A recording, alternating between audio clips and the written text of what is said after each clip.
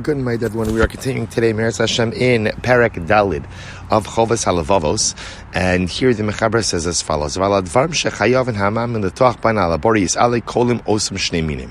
the matters regarding which a person who believes in HaKadosh Baruch Hu is obligated to rely on Hashem is comprised of two different categories.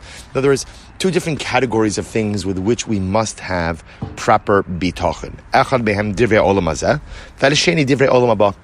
There's a category of things in which we have to have bitachon Hashem in this world, olam hazeh, and things for olam haba, the world to come. Now, interestingly enough, each of these categories could be further subdivided. Matters of this world could themselves be subdivided into two categories.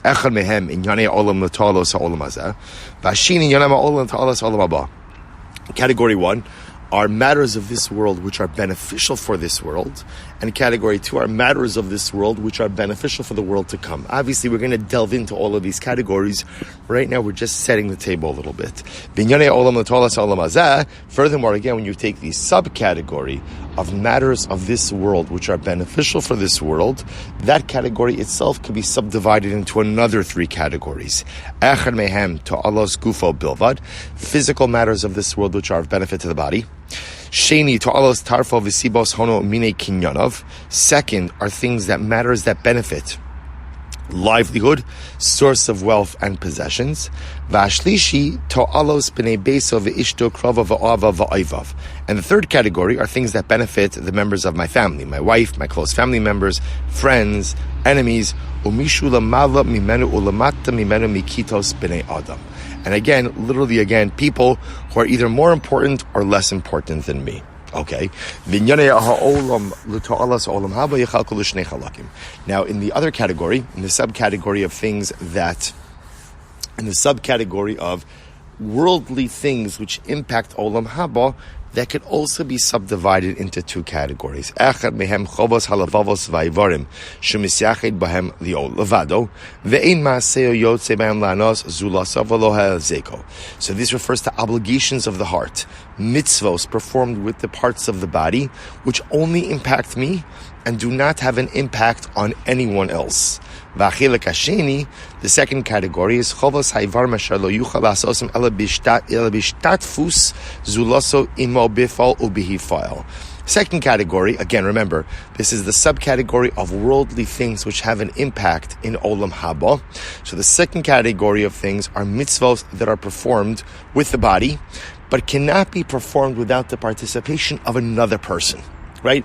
Either I need someone to act or I need someone to be passive as the recipient. For example, ketzedakah, kegemilas chasodim, velimot hachachma, velitzavos betovu lezar min hara. Examples of this: tzedakah, right? Acts of chesed, acts of kindness, teaching Torah, and again instructing other people to do good or warning them against the commission of evil.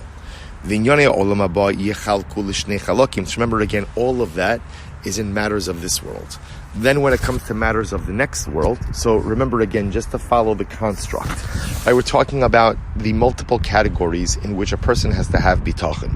So first, we have two primary categories, things of this world and then things of the world to come. Within the matters of this world, we split that into two more categories. Worldly things that have an impact for this world and worldly things that have an impact in the world to come. And then ultimately, again, for worldly things that have an impact on this world, we further divided that into three categories. And in worldly things that have an impact for Olam Haba, we divided that into two more subcategories. Now we come to matters of Olam Haba. V'nyane Olam Haba, yechal kol shnei chalakim. So Olam Haba matters can now be divided up into two categories as well. So what category one ultimately again refers to the reward that a person receives in Olam Haba that he deserves. In other words, I've done good things in this world, I've done mitzvahs, I've done ma'asim tovim, chasodim, so there is a reward that I have earned. The second category are things that I did not earn, but ultimately again are given to me because of the kindness of the Ribono Shel Olam. So So now that we've divided up the total categories, if we kind of add them all together, there are 7 categories in which a person has to have bitachon, where a person has to have reliance on Hashem. Number 1, so matters that pertain solely to the person himself. Sheni, matters that pertain to my wealth or livelihood. Number 3, Vashlishi, Inyani Ishto Ubanav Ukrova Va'ava Va'ivav, matters that pertain to my wife, children, family members, friends, and enemies.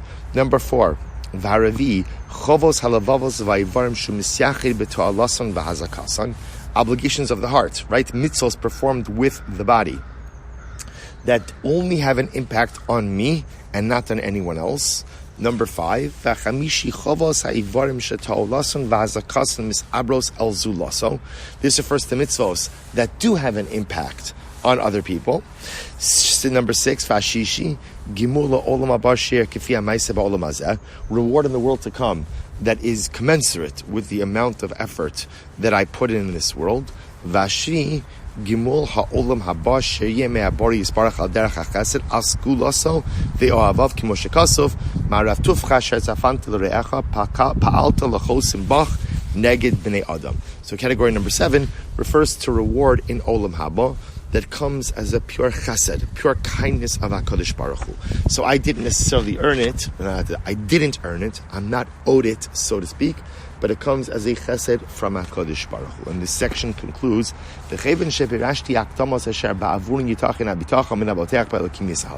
now that we've explained, so now essentially, just so you have understand, we now have these 7 categories. 7 categories in which a person has to have bitachon. So these are like the seven areas of life where a person has to have bitachon in HaKadosh Baruch Hu. Again, we're going to explain these further. So